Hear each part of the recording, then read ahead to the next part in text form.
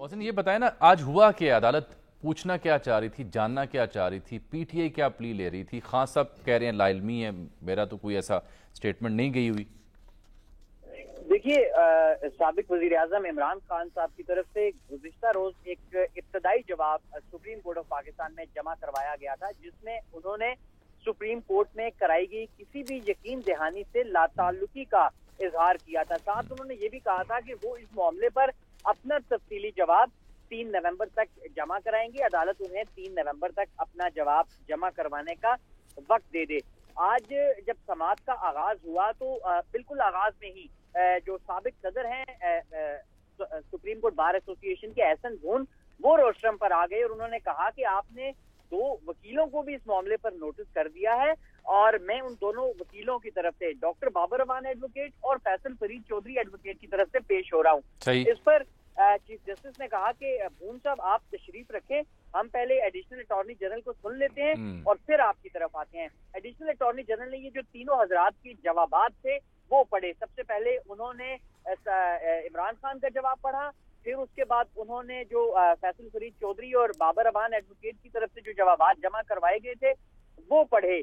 ये जवाब जब पढ़ रहे थे additional attorney general Aamir Rahman, तो चीफ जस्टिस ने ये इस्तफसार किया कि ये बताएं कि जो हमारा 25 मई को जो मुख्तलिफ 3 सेशंस में समाअत हुई थी, तो पहले सेशन की जो समाअत थी उसका ऑर्डर किस वक्त आया। इस पर एडिशनल अटॉर्नी जनरल ने कहा कि मोअज़्ज़ज़ चीफ जस्टिस साहब को कि ये जो ऑर्डर था ये तकरीबन दिन 12 बजे के करीब ये ऑर्डर आया था, जिसमें ये हिदायत लेने का कहा गया था कि फरीकैन को कि आप अपने हिदायत ले लें इस मामले पर। जो पीटीआई के वकला थे उन्हें कहा गया था कि आप अपनी लीडरशिप से हिदायत ले लें। इसी तरह हुकूमत की जो नुमाइंदगी कर रहे थे लोग, उन्हें हुकूमत की तरफ से हिदायत लेने का कहा गया।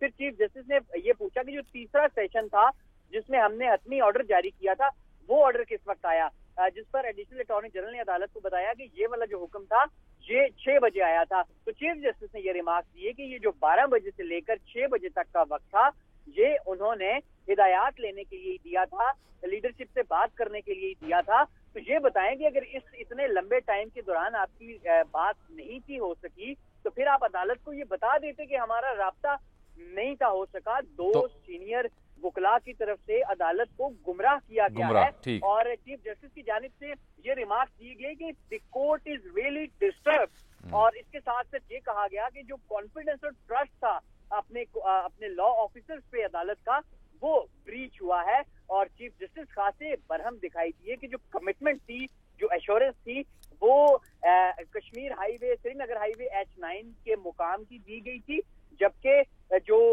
साबिक वजीर आजम की तरफ से जो हिदायत दी गई कारकुनान को, वो ये कहा गया कि आप डी चौक पर पहुंचें।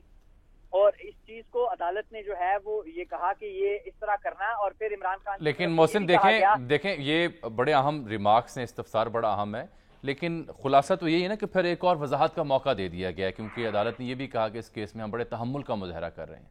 जी बिल्कुल, अदालत की जानिब से ये कहा गया कि हम बहुत तहम्मुल से काम ले रहे हैं।